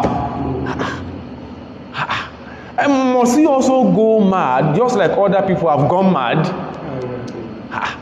mi ò mọ̀ báwọn yẹn ṣe máa ń ṣe báyìí o wa hadha Ibn Taymiyyah al-Harrani Ibn Taymiyyah rẹ̀ o tápè lápá yẹn o إنما تغلب hinama tagọ́lába àtàtàrú ala Sham nígbàtá Mongolians gbogbo tó jẹ́ Shamu Syria al-Urdun Lebanon Damascus Baitullam Iliya gbogbo ẹ̀nà kí gbogbo ẹ̀nà invade nígbàtí àwọn Mongolians invade Sham wọ́n lọ sọ pé Ibn Taymiyyah ajagun sí wèrè lóókọ rẹ ni sọ́ọ̀mọ́ irú ogun ọlọ́jà sébí là ń sọ yìí wèrè lóókọ rẹ ni ẹ̀bá bá kìí fún a ní tó jẹ́ ọjagun là ń sọ yìí wọ́n bí sí ẹ́rà tí ogun yẹn ṣe kí ní o tó fọ́ná sójú ni ẹ́rà ìná bí ó ní Yẹ̀húdí ló kọ́bìnrin tó mìíràn kí Ọlọ́run ìkílọ̀ ọ̀dọ́ àfáwà sọ̀rọ̀ ẹ̀dí torí Ọlọ́run Ibn Taymiyyah nígbà táwọn Mongolians sí invade Sham lódìdí ذهب الشيخ ليكلم ogun yẹn ti lọ ogun yẹn ó ti rage ó wá subside díẹ̀ Ibn Taymiyyah wá lọ bá Qutlu Shah ẹni tó jẹ́ war commander Mongolian war commander ó wá lọ bá في إطلاق الأسرة hasra al-muslimin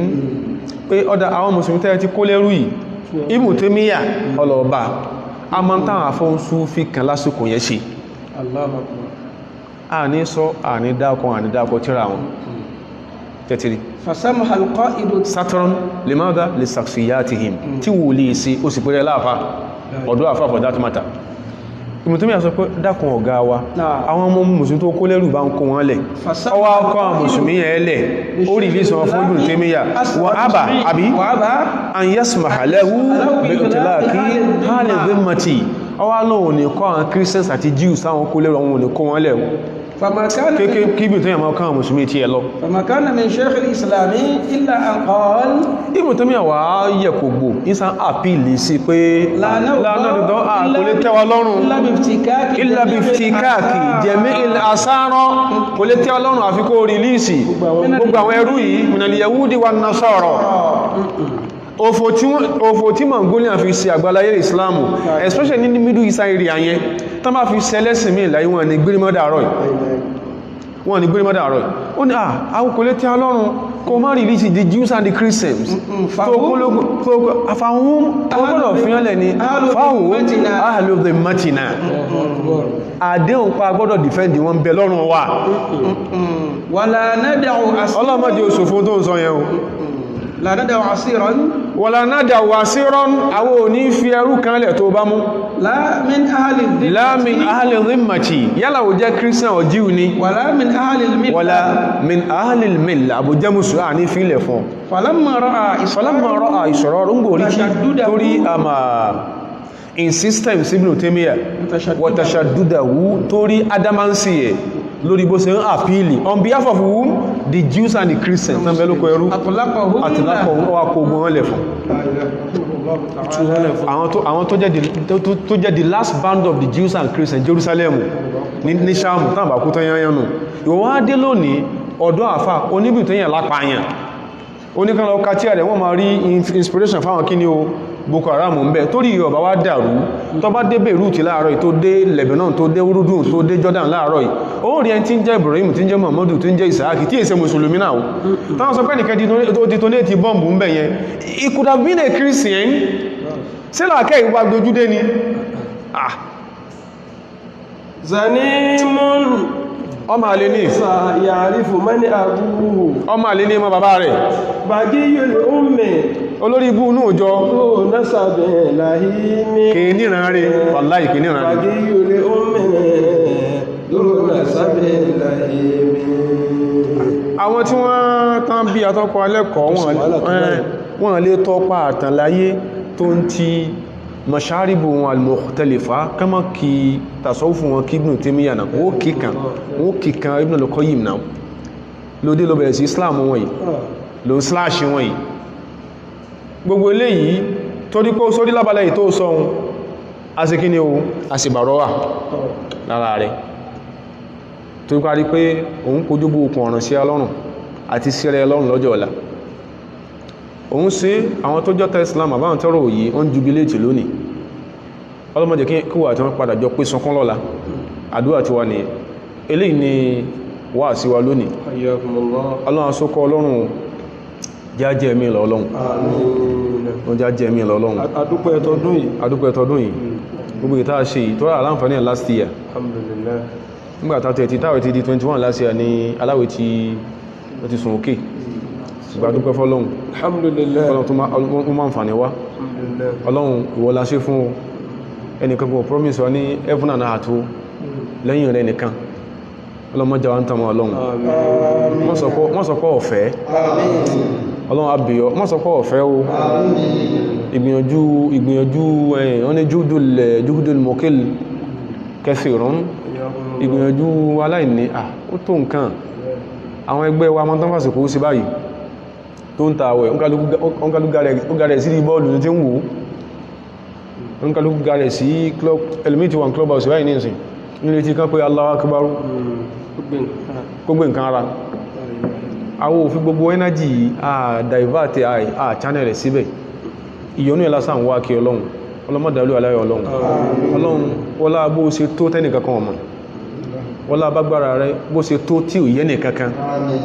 wọ́lá bó ṣe máa ń sóre fún yàn tí ẹnìkan ò lè challenge ẹ mọ́ fi ilé ìsòpin fún ẹnìkọ̀ọ̀kan wa àtẹ̀yìn tẹ́ ń gbọ́ wa àtàwátà ń sọ yá sọ̀pọ̀lọpọ̀ láyé ọlọ́run nínú ìgbàdúà ìrọ̀rùn ìdẹ̀ra àlàáfíà àtò ọ̀pọ̀lọpọ̀ oore àti àlékún mọ́lẹ̀ àlékún ọ̀nàmà àlékún àsọsẹ yàtọ̀ sí èèyàn fi nǹkan bánú ọlọ́run ṣe bẹ́ẹ̀ fún ọlọ́run iná àtẹ̀yìnà kàlùkọ́ dákùnjẹ́ àṣẹ mìíràn bàná ọlọ́run dákùnjẹ́ àṣẹ mìíràn bàná ọlọ́run ramadana tó sojú ẹ̀mí àwa ń dúpẹ́ ọkàwà mẹ́ni tí ó rọrùn lẹ́yìn ramadana dákùnjẹ́ àṣẹ mìíràn bàná ọlọ́run dákùnjẹ́ àṣẹ mìíràn bàná adúpẹ́ dákùnjẹ́ àṣẹ mìíràn bàná ọlọ́run ramadana tó sojú ẹ̀mí láti dúpẹ́ ọkàwà kẹ́ni tí ó rọrùn lẹ́yìn ramadana ذلك الاسم إلا هو ومن كل ما نشكو يا رب عافنا كأيوب إذ عافيته بعد بلواه وما كان من ربي فإنك ربه وما كان من مولى فإنك مولى وأكل لنا منك الذي قد رجوناه وأسبل علينا ظل سترك واكفنا من السوء والمكروه ما نحن من السوء والمكروه ما نحن نخشاه توحيد أنت توحيد وقاك الله كل ردا ما دمت تهدي الورى ودمت في الزمن ما دمت تهدي الورى ودمت في الزمن oníbàyàtà láyéláyé láyéláyé owó tó pọ̀ tí ní bó ṣe tà láyéláyé ìgbádùn àti kò ní tọ́gbà kan láyéláyé ọmọ àgbẹ̀yìn lẹ́yìn sí kò ní kọ́gbà kan láyéláyé òstàlùtà èdò aláòkò bíbóyè òstàlùtà èdò aláòkò bíbóyè ìyàkùnlé láfí توكلت ورب العرش العظيم سبحانه وتعالى إلى العرش إلى الفرش يا رب بعد البيت النبي وعمل من خوف آمين ọlọ́mọ́sá àdúró rí bẹ́ẹ̀ àmín ọlọ́mọ́sá àdúró ṣe bẹ́ẹ̀ àmín àkí ọ̀gá wa àgbà tí ọlọ́run kádàrá ká bẹ̀rẹ̀ tafsir ọdún yìí ọlọ́mọ iye àfáà míì náà ẹlòmí ò sí ju mẹ́wàá lọ kí ikú ò láyé ẹlòmí ìdórí mẹ́wàá ẹlẹ́ẹ̀kejì ilẹ̀ ọlọ́run ní ajé àdídé àtún wá bẹ̀rẹ̀ tó fi débi tá a bá dé yìí abẹ́rọ̀ fún ọ̀gá wa Tawhid Adémọ́lá ọlọ́run sàbàdúdó tí àmín mọ́ sí ilé ìlọ́kan láti màláyé ó dájú tẹ́lẹ̀ pé kànlẹ̀ lóòrò tí ò lè ṣe mí lọ ṣùgbọ́n abẹ́rọ̀ kó jọ kó sàjẹ́ jíṣẹ́ náà pẹ́ ó jẹ́ fẹ́lẹ̀ ìṣòpin ọlá ní Muhammad lọ́dọ̀ ọlọ́run ọlá yẹ àwọn tí wọlé tí tó ń ṣàǹfààní fún tẹ́ ń sọ yìí ọlọ́run kó jí ó wúlò fún wa kó jí ó wúlò fẹ́yìn náà ọlọ́run wá jẹ́ mi yóò gùn wọ́n bá ní fi ọlá já bá ní fi ọlá já bá ní fi ọlá já ọlá ní Muhammad lọ́dọ̀ ọlọ́run wọ́n àjọ mọ́ tàkà sí tẹ́ ń ṣe ọlá la ilaha illallah ọlá la hawla wala quwwata gbogbo àwọn tí ọlọ́run fi ṣe tọ́lọ́run sí lẹ́nì kejì yín náà látòrí ọ̀gá wa Abdul Wasi Bello ọlọ́run sàbàdì dúró tì ọlọ́run sàjẹ́rì ń pẹ́ ó kálukú náà ní máa ní tí máa ń rán ní àwẹ̀ ṣùgbọ́n kálukú náà máa ń jùlẹ̀ fọ́lọ́run ibi tọ́lọ́run yí láàlú sí yóò jẹ́ ìbádà ṣàríyà lè táṣe ọ̀gá wa Abdul Wasi ọlọ́mọ sàbàlù bí ó ti ọlọ́mọ padà lẹ́yìn ọlọ́mọ jẹ́ ayínkúlẹ̀ ọlọ́dọ̀ Muhammad lọ́dọ̀ ọlọ́run bá ti ṣe tọdún yìí mọ́jà fẹ́lẹ̀ ìṣòpin mo tí máa ṣẹlẹ̀ pé àtijọ́ ti tafsiru tọdún yìí ni ó kódà ó fara ṣe àṣẹ nítorí bí ò ní sèmí ọlọ́mọ sì bẹ́ẹ̀ fún àfáwà Sheikh Tawfiq Alimoya ọlọ́run sàbà dúró tẹ̀yìn náà ọlọ́run sàbà dúró tì wọ́n jẹ́ àjọ fẹ́lẹ̀ ìṣòpin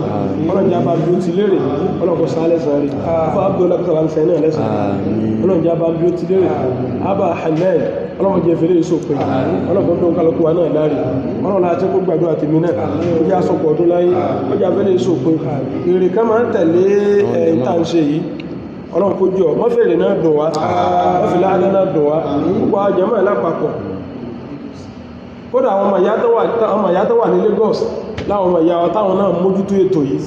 tó jẹ́ pé bá tí ń ṣe yẹn wọ́n fi ẹ̀mí wọ́n fi ń tẹ̀lé wa lọ wọn kàn sí ń bì ní jísmán ni gbogbo ẹ̀mí wọn kúrò níbi tá ń ṣe yìí gbogbo wọn bẹ́ẹ̀ ọlọ́mọ ojú wọn ọlọ́mọ sàbà ní dúró tì wọn ọlọ́mọ jù bàjọ́ fún wọn yájọ sọ̀pọ̀ ọdún báyìí láyé wọ́n jẹ́ fẹ́ lè náà sópin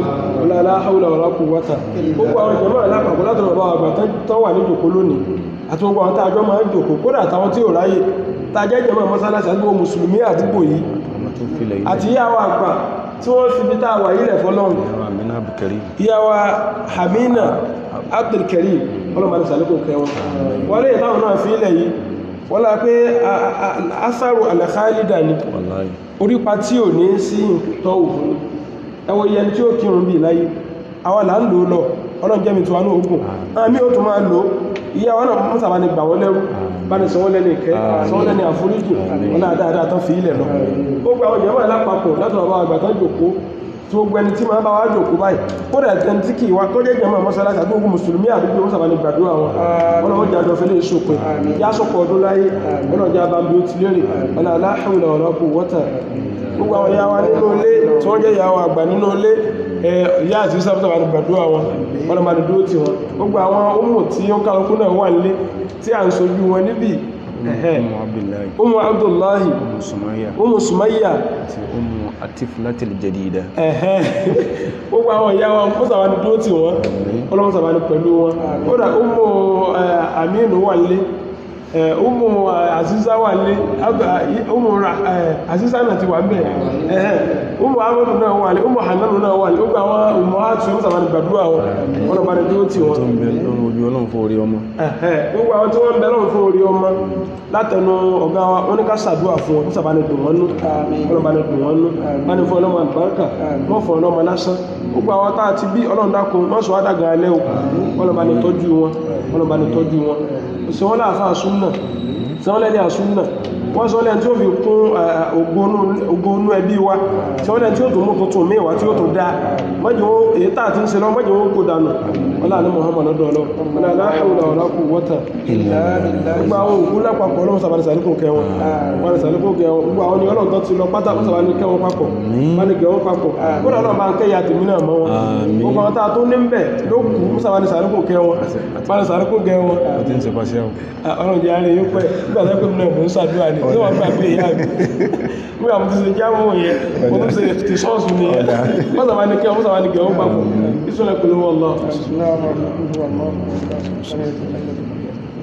ọ̀gá wa gba Sheikh Abdul Rashid Osofiti ọlọ́run sábà ní dúró tì wọ́n ọlọ́run bá ní dúró tì wọ́n ọlọ́run bá ní dúró tì wọ́n wọ́n wà nílé ń bí wọ́n wà nílé tọ̀ wọ́n sábà ní wà pẹ̀lú wọn wọ́n láti Muhammad ọdún wọn lágbára àtàṣe ọlọ́run a lọ sí ìfitọ́rù ń bẹ̀ láìpẹ́ yìí wọ́n pè wá ọlọ́run má jẹ́ káfílẹ̀ ìṣòpẹ́ fáwọn náà dáadáa tí wọ́n máa ń bẹ́ ń bẹ̀ ọlọ́run dákun má fi dùn wọ́n ọlọ́run má fi dùn wọ́n ọlọ́run jẹ́ àánú ó lè máa ṣe ọlọ́run kó jẹ́ àánú ó lè máa ṣe ọlọ́run jẹ́ àánú ó lè máa ṣe la hawla wala quwwata illa billahi ẹ̀sùkọ́sà lọ́kùn bá kí ẹgbẹ́ mùsùlùmí lápapọ̀ bismillah kul huwa Allah à ń sàdúrà kìdẹ̀ ní ẹjọ́ ẹ̀ ẹgbọ́ dílẹ̀ bá tọ́ àwọn tí ọlọ́run lò fún ètò yìí tí ó fi ń lọ báyìí ọlọ́mọ pẹ̀ wọ́n pa o ọlọ́mọ jásírí wọ́n tú ọjọ́ àkásírí wọ́n ya láíláí ọba àlékí ọlá bẹ́lẹ̀ ìyọnú rẹ̀ fún ọlọ́run sábà yọnú sí wọn ọlọ́run bá bò wọ́n láṣìírí ọlọ́run bá gbàdúrà wọn síwájú sí ọlọ́run jẹ́ wọ́n padà yẹ̀ láíláí ọlọ́run jẹ́ kí wọ́n máa ga sí jẹ́ kí wọ́n máa ga sí jẹ́ kí wọ́n máa ga sí máa fi tawaqquf min salamin ọlọ́run sábà ló bẹ́ẹ̀ fún yín o ọlọ́run jẹ́ kí wọ́n máa ga bẹ́ẹ̀ lóbi ojúmọ́ ọlọ́run wọlé apá bẹ́ẹ̀ lọ́gà ọlọ́run jẹ́ mọ́jà ọlọ́run tàbí sójú kan náà ọlọ́run jẹ́ máa wà lókè lóbi ojúmọ́ ọlọ́run jẹ́ máa ga sílẹ̀ àti iná ń fẹ́ tá ara wẹ̀ ráúgbà rẹ̀ sọ́dọ̀ ọlọ́run ọlọ́mọsá ìfìlẹ̀ wa lọ́wọ́ gbàtó bá fi dìgbà míì ọlọ́run jẹ́ àti lékún lórí náà tó wá tùjọ mọ́ dúgbà lọ́dà la hawla wala quwwata rabbana atina fid dunya hasana wa fil akhirati hasana wa qina adhaban nar subhanaka allahumma wa bihamdik nashhadu an la ilaha illa ant ونتوب إليه سبحان ربك رب العزة عما يصفون وسلام على المرسلين والحمد لله رب العالمين صلوا على النبي الكريم صلى الله عليه وسلم